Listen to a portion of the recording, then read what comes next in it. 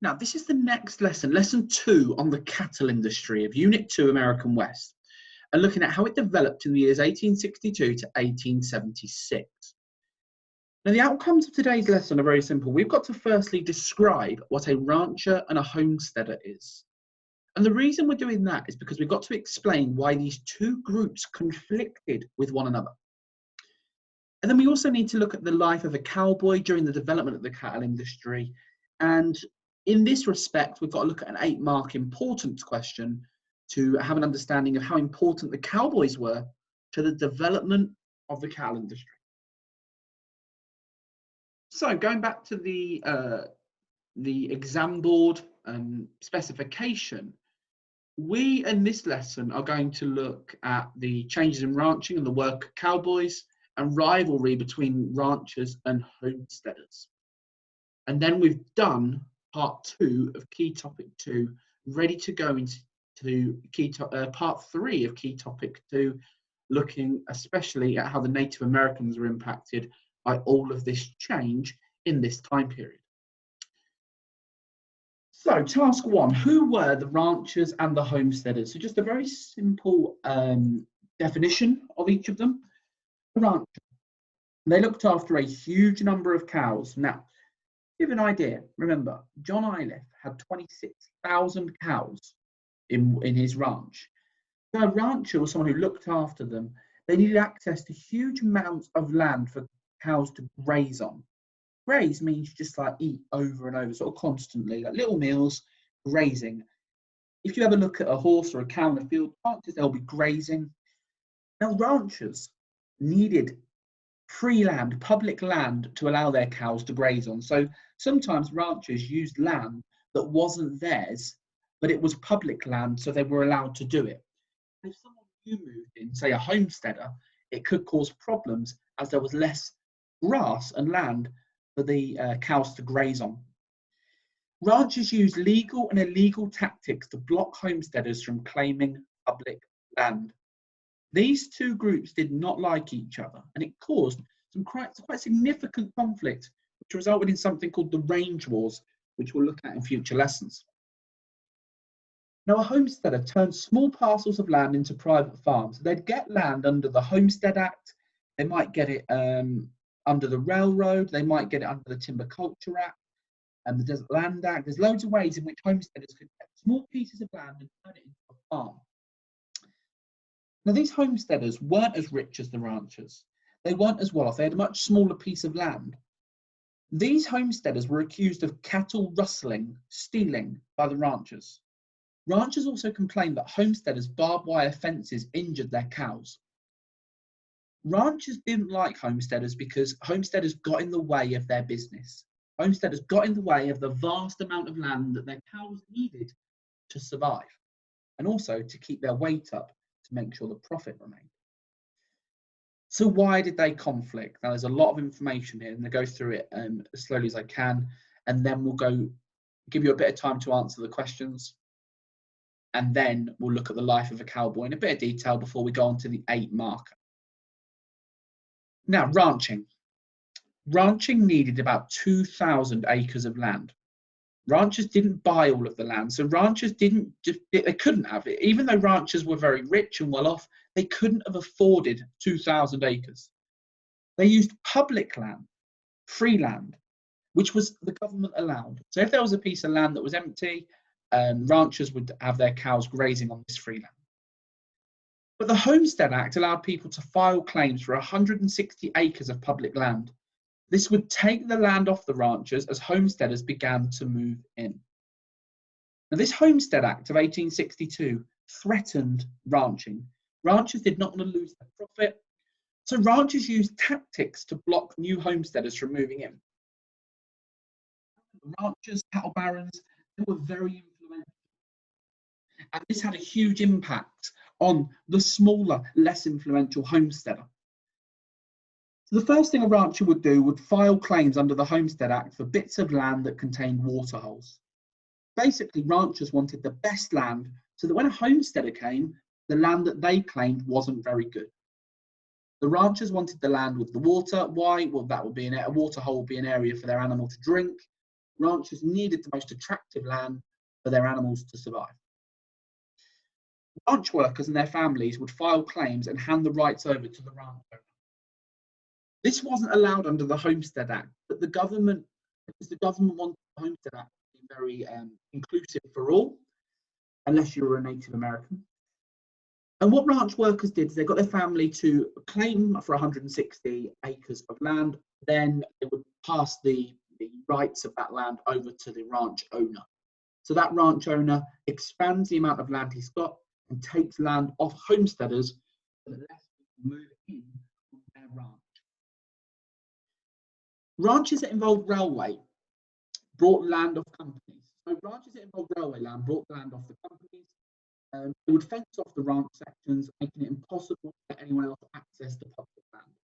So what that means is that land near the railroad was bought by the ranchers. The ranchers would then fence off their sections, which made it impossible for anyone else to access the free land. So if a homesteader was to move in, they could be facing a lot of ranchers, homesteaders to court. They would win. Ranchers would always win because they had money and the homesteaders didn't, meaning the ranchers would get the land off the homesteaders. Even if the ranchers took the homesteader to court, after a couple of days, the homesteader probably wouldn't have enough money to carry on the case. Some ranchers threatened homesteaders with violence, damaging crops, and accused them of cow stealing, which in some cattle states, like Kansas, was a really severe crime. If the homesteader was accused of stealing a cow and was taken to court, they wouldn't really have a chance because the rancher had the money to take them to court and win quite comfortably. Homesteaders would be unhappy if cows came onto their land and ate their crops. Ranchers said it was the homesteaders' fault as they didn't fence their land off. There was a significant conflict between the ranchers and homesteaders known as the Range Wars, with the most serious one is something we're going to look at a lot later on, being the Johnson County War. The homesteaders didn't like the fact that cows were coming onto their land, eating their crops, and the ranchers just said, well, your fault. You're not fencing off your land, which is something that some homesteaders probably couldn't do because of the cost. So that's ranchers against homesteaders. There was also conflict between ranchers and sheep herders. The rancher said that the sheep, ignore that typo, it's supposed to say sheep, ate too much of the grass and they spread a disease known as sheep scab. Sheep herders caused conflict, as in places where cattle ranchers began to fence off the land, the sheep herders cut the fencing of the ranchers. That's very brave. Now, as the cattle barons were so powerful, they'd take the sheep herders to court, leading to sheep herders losing, as they didn't have the money to compete with the cattle barons. So this is a real small part of the syllabus. What you need to understand with this is, why did they conflict? So the questions that you need to answer, you're going to stop the video in 10 minutes, answer these questions in full sentences. What is a rancher? What is a homesteader? How much land did ranchers need for their cattle? What was the Homestead Act and why was it a problem for ranchers? Give 3 tactics the ranchers used to stop the homesteaders from moving in. Why would ranchers usually win in a court of law? Why were homesteaders unhappy with cows who roamed freely? And why did ranchers and sheep herders conflict with each other? Give 2 reasons. If you pause the video now and spend around 10 minutes answering those questions in full sentences, you're not sure of any of them, just rewind the video and I guarantee that I would have explained it in some place. The next part of this lesson is about the life of a cowboy. Now, you don't really need to know too much about what a cowboy looked like and what they had. But I think it's always good as a historian to have an understanding of what you're learning. So what you've got here is a very generic picture of a cowboy and the different equipment that this cowboy had. Just spend a couple of minutes going through this. So things like the bandana. Bandana usually is worn around the neck. It was used to protect the back of the neck from the sun, to tie onto the hat in windy weather as a dust mask, an ear cover in cold weather, a cowl, a blindfold for nervous horses, a strainer for muddy water, dish dryer, a sling, a bandage. I bet anyone that's seen a bandana really didn't think about how many different uses it had for a cowboy. Cowboys were also very famous for their hats, known as a Stetson, and it was basically their roof against the weather. It protected them from the sun, the rain, and the snow.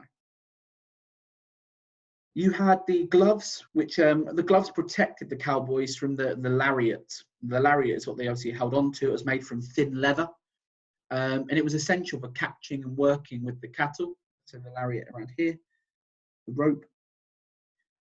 If you weren't wearing gloves, that would rub your hand raw red, and it could, pull quite a bit of skin off. It could be quite painful. Boots, high-heeled boots to keep the foot in the stirrup. That bit there, it was important that the high heel bit kept their foot in there while they were riding.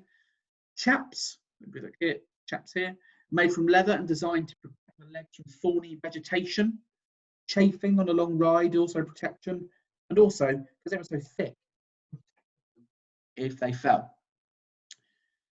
The saddle, without the saddle, he couldn't do his job. And the 6-shooter, it was a revolver. Now, usually it was left in the chuck wagon, but the 6-shooter was obviously a big part of the law and order aspect of cowboys. We don't need to know too much about that. What we do need to know is what cowboys' life was like on the long drive and the ranches. Now, just having that difference, having the understanding in which one's which. Remember, the long drive are the long journeys that cowboys would take the cows on, and the ranches were just the area of land. Both areas, their lives were very different. So long drives could take 3 to 6 months. It was very difficult work as the longhorn cattle were easily spooked and they could stampede. But bearing in mind, you could have about 25 cowboys to about 2,000 cattle. If you lost your cattle, you'd lose money. If a cattle stampeded, you might lose weight, which might lose money. On the long drive, it was very challenging to get to your destination safely. Crossing rivers, dealing with snakes and wild animals, rustlers, so cattle theft, fending off attacks from the Plains Indians. The cowboys on the long drive, as I said in previous lessons, was a huge risk. As I said, there were about 3,000 cattle with 12 cowboys. There could be less cattle, more cowboys, but it would always be very outnumbered. The trail boss would be in charge. A chuck wagon supplied food, and a wrangler would care for the horses and make sure they would change to prevent exhaustion. He would travel about 15 to 20 miles a day. But bear in mind, some of these journeys were 700 miles, hence why it would take 3 to 6 months, again, depending on the area, vegetation, the weather. Trail bosses got about $100 a month, while other people got between 25 and 30. Trail bosses were the leaders, were important, were very experienced cowboys. During the long drive, you slept in the open, taking it in turns to stay awake and guard the herd throughout the night. And then the cattle would graze when they woke up, hence why the grassland was very important. At the end of the trail, after their 3 to 6 month journey, the cowboys would herd their cattle into stockyards to be inspected. Then the price of the cows would be passed on. Once they were sold, cowboys would load the cattle into railroad boxes and they'd spend all their money and go on a payday celebration and wait for the next trail. So that's cowboys on the long drive, really important. Just as important were the cowboys on the ranches. Cattle in Texas and beyond were raised on ranches which often had huge open land. So you didn't just have ranches in Texas, you had ranches in the Colorado territory, in Denver, with people like John Iliff. There were vast areas of land, don't forget. Okay, so throughout the winter, cattle roamed freely, mixing with cattle from other ranches. How would you know which cow belongs to which rancher? They would be branded, okay? They'd be scolded with a symbol which says they belong to this person. Most ranches did not employ cowboys in the winter months. They either did a different job or they stayed on with maintenance work. So remember, through the winter, they weren't really needed because it was cold. There wasn't a job for them to do. The ranch work always began in early spring. Cowboys from several different ranches would work together under a roundup boss. Cowboys would round up the cattle, which was hard work as they could be in very difficult areas. They'd then separate the cowboys, sorry, say cows, sorry. They would separate the cows according to the ownership. The branding would show this. Life on a ranch was hard work. It was very physically demanding. For anyone older than their early 20s, this was a very difficult job.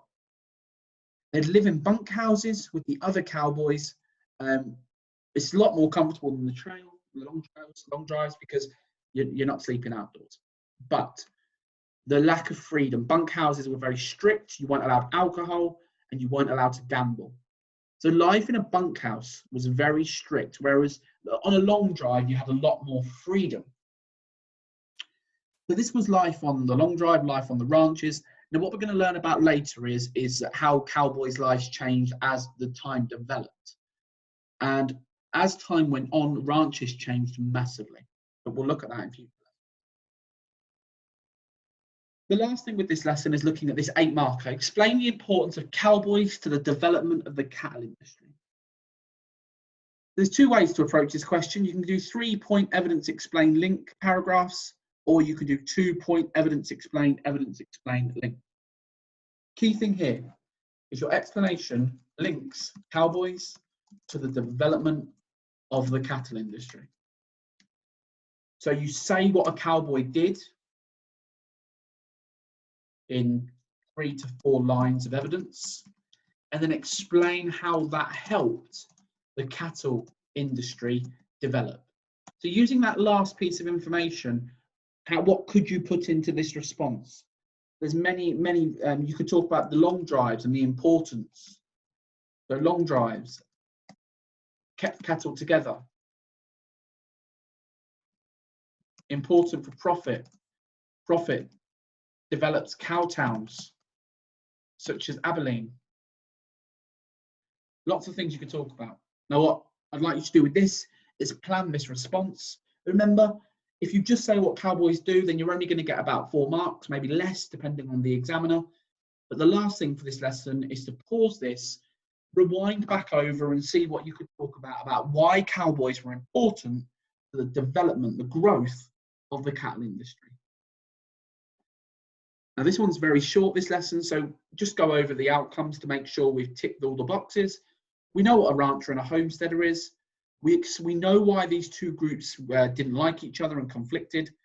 And we've looked at the life of a cowboy in both the long drive and the ranches to talk about why that was important in the growth of the cattle industry.